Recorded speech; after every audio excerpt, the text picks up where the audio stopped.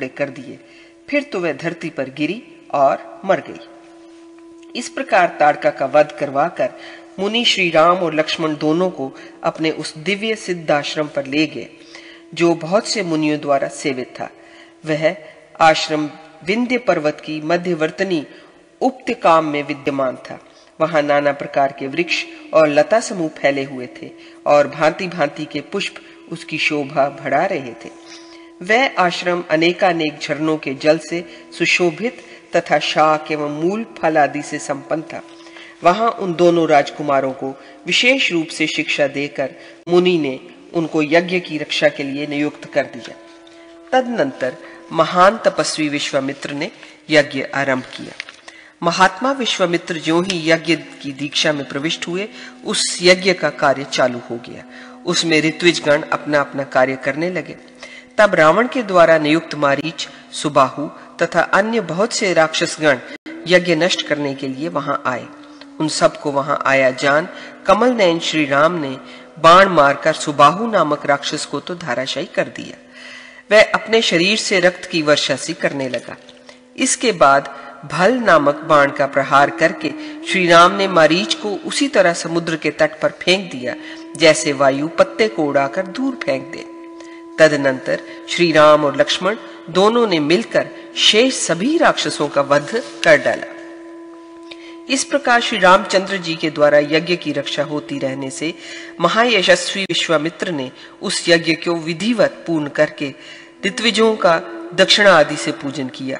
शत्रु दमन उस यज्ञ के सदस्यों का भी यथोचित समादर करके विश्वामित्र जी ने श्री राम और लक्ष्मण की भी भक्ति पूर्वक पूजा एवं प्रशंसा की। सत्पुरुषों में श्रेष्ठ महाराज तदनंतर उस यज्ञ में मिले हुए भागों से संतुष्ट देवताओं ने भगवान राम के मस्तक पर पुष्पों की वर्षा की। इस प्रकार भाई लक्ष्मण के साथ विनयशील श्री रामचंद्र जी राक्षसों से प्राप्त भय का निवारण करके विश्वामित्र का यज्ञ पूर्ण कराकर नाना प्रकार की पावन कथाएं सुनते हुए मुनि के द्वारा उस स्थान पर लाए गए जहां शिला बनी हुई अहल्या थी। राजेंद्र पूर्व काल में इंद्र के साथ व्यभिचार करने से अपने पति गौतम का शाप प्राप्त कर अहल्या पत्थर हो गई थी। उस समय राम का दर्शन पाते ही वह शाप से मुक्त हो पुनः अपने पति गौतम के पास चली गई। तदनंतर विश्वामित्र जी ने वहां क्षण भर विचार किया कि मुझे कमल लोचन रामचंद्र जी का विवाह करके इन्हें अयोध्या ले चलना चाहिए। ये सोचकर अनेक शिष्यों से घिरे हुए महातपस्वी विश्वामित्र जी श्री राम और लक्ष्मण को साथ ले मिथिला की ओर चल दिए। इनके जाने से पूर्व ही वहां सीता से विवाह करने की इच्छा वाले अनेक महान पराक्रमी राजकुमार नाना देशों से जनक के यहाँ पधारे थे। उन सबको आया देख राजा जनक ने उनका यथोचित सत्कार किया तथा जो सीता के स्वयंवर के लिए ही प्रकट हुआ था, उस महान महेश्वर धनुष का चंदन और पुष्प आदि से पूजन करके उसे रमणीय शोभा से संपन्न सुविस्तृत रंगमंच पर लाकर रखवाया। तब राजा जनक ने वहां पधारे हुए उन समस्त राजाओं के प्रति उच्च स्वर से कहा, राजकुमारों, जिसके खींचने से ये धनुष टूट जाएगा वह सर्वांग सुंदरी सीता उसी की धर्मपत्नी हो सकती है। महात्मा जनक के द्वारा ऐसी बात सुनाई जाने पर वे नरेशगण क्रमशः उस धनुष को ले लेकर चढ़ाने का प्रयत्न करने लगे, परंतु बारी बारी से उस धनुष द्वारा ही झटके खाकर कांपते हुए वे दूर गिर जाते थे। राजन, इससे उन सभी भूपालों को वहां बड़ी लज्जा हुई। नरेश्वर, इन सब के निराश हो जाने पर वीर राजा जनक उस शिव धनुष को यथास्थान रखवाकर श्री राम के आगमन की प्रतीक्षा में वहां ही ठहरे रहे। इतने में विश्वामित्र जी मिथिला नरेश के राजभवन में आ पहुंचे। जनक ने श्री राम, लक्ष्मण तथा शिष्यों से युक्त विश्वामित्र जी को अपने भवन में आया देख उस समय उनकी विधिवत पूजा की। फिर ब्राह्मण का अनुसरण करने वाले तथा लावण्य आदि गुणों से लक्षित रघुवंशनाथ बुद्धिमान श्री राम एवं शील सदाचार आदि गुणों से युक्त महामती लक्ष्मण का भी यथा योग्य पूजन करके जनक जी मन ही मन बहुत प्रसन्न हुए। तत्पश्चात सोने के सिंहासन पर सुख पूर्वक बैठकर छोटे बड़े शिष्यों से घिरे हुए मुनिवर विश्वामित्र से वे बोले, भगवान, आप मुझे क्या करना चाहिए? मार्कंडेय जी कहते हैं, राजा जनक की ये बात सुनकर मुनि ने उनसे कहा, महाराज, ये राजा राम साक्षात भगवान विष्णु हैं। लोकों की रक्षा के लिए ये दशरथ के पुत्र रूप से प्रकट हुए हैं। अतः देव कन्या के समान सुशोभित होने वाली सीता का ब्याह तुम इन्हीं के साथ कर दो। परंतु राजेंद्र, नराधिप, तुमने सीता के विवाह में धनुष तोड़ने की शर्त रखी है। अतः अब उस शिव धनुष को लाकर यहाँ उसकी अर्चना करो। तब बहुत अच्छा कहकर राजा ने अनेक भूपालों का मान भंग करने वाले उस अद्भुत शिव धनुष को पूर्ववत वहां रखवाया। तत्पश्चात कमल लोचन दशरथ नंदन राम विश्वामित्र जी के आज्ञा देने पर राजाओं के बीच से उठे और ब्राह्मणों तथा देवताओं को प्रणाम करके उन्होंने वह धनुष उठा लिया। फिर उन महाबाहु ने धनुष की डोरी चढ़ाकर उसकी टंकार की। राम के द्वारा बलपूर्वक खींचे जाने से वह महान धनुष सहसा टूट गया। तब सीता जी सुंदर माला लेकर आई और उन संपूर्ण क्षत्रियों के निकट भगवान राम के गले में वह माला डालकर उन्होंने उनका विधि पूर्वक पति रूप से वरण किया। इससे वहां आए हुए सभी महाबली क्षत्रिय कुपित हो गए और श्री रामचंद्र जी पर सब ओर से आक्रमण एवं गर्जना करते हुए उन पर बाण बरसाने लगे। उन्हें यों करते देख श्री राम ने भी वेग पूर्वक हाथ में धनुष ले प्रत्यंचा की टंकार से उन सभी नरेशों को कंपित कर दिया और अपने अस्त्रों से उन सब के बाण तथा रथ काट डाले। इतना ही नहीं, श्री राम ने लीला पूर्वक ही उनके धनुष तथा पताकाएं भी काट डाली। तदनंतर मिथिला नरेश भी अपनी सारी सेना तैयार करके उस संग्राम में जमाता श्री राम की रक्षा करते हुए उनके पृष्ठपोषक हो गए। इधर महावीर लक्ष्मण ने भी युद्ध में उन राजाओं को मार भगाया तथा उनके हाथी, घोड़े और बहुत से रथ अपने अधिकार में कर लिए। अपने वाहन छोड़कर भागे जाते हुए उन राजाओं को मार डालने के लिए लक्ष्मण उनके पीछे दौड़े। तब उन्हें मिथिला नरेश जनक और विश्वामित्र ने मना कर दिया। राजाओं की सेना पर विजय पाए हुए महावीर श्री राम को लक्ष्मण सहित साथ ले राजा जनक ने अपने सुंदर भवन में प्रवेश किया। उसी समय उन्होंने राजा दशरथ के पास एक दूत भेजा। दूत के मुख से सारी बातें सुनकर राजा को सब वृतांत ज्ञात हुआ।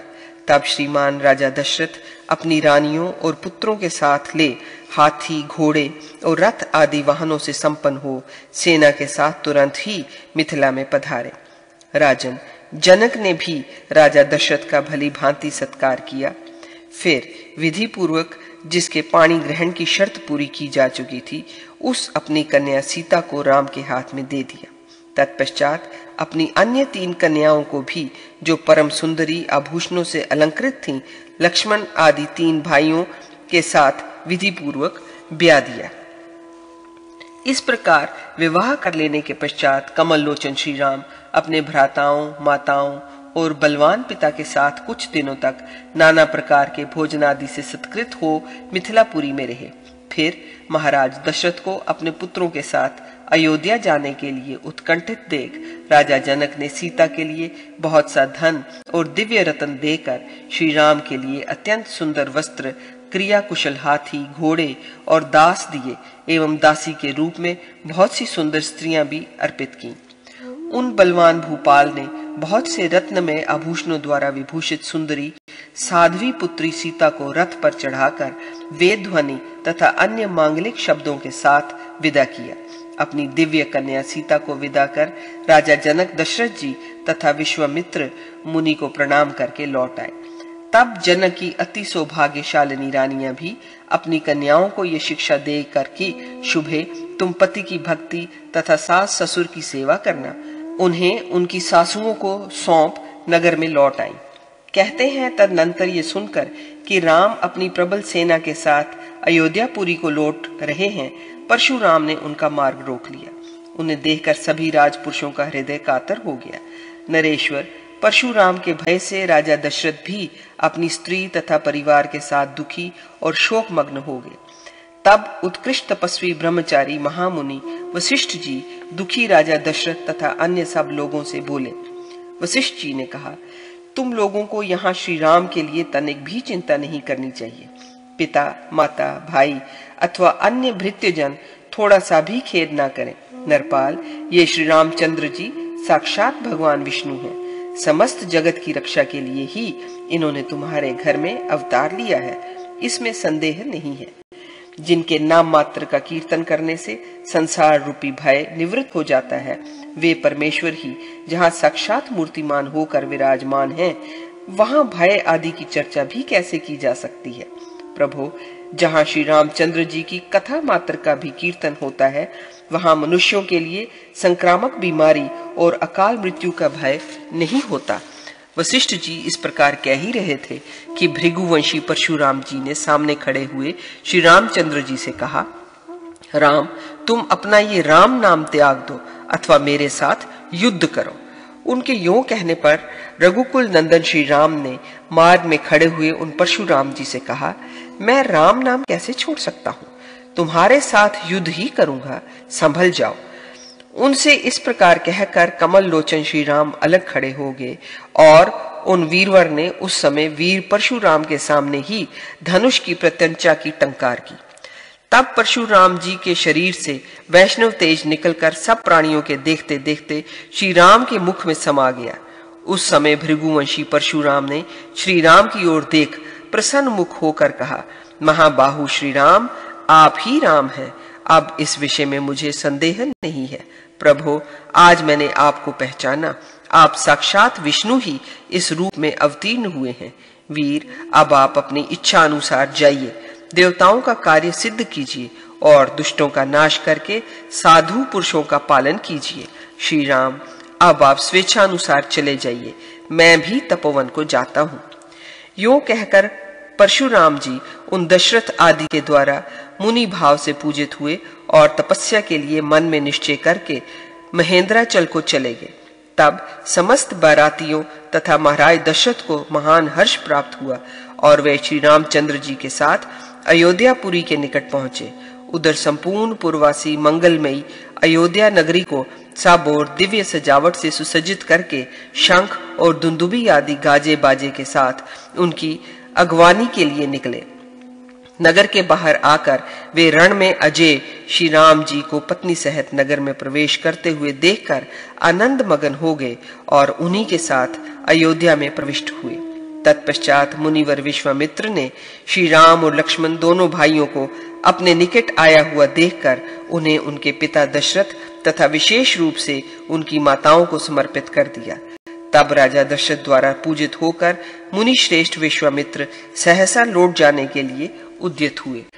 इस प्रकार महामति मुनि विश्वामित्र जी ने छोटे भाई लक्ष्मण तथा भार्या सीता के साथ श्री राम जी को, जो अपने पिता को एकांत प्रिय थे, समर्पित कर दिया और उनके समक्ष बारंबार उनका गुणगान करके हंसते हुए वे अपने श्रेष्ठ सिद्धाश्रम को चले गए।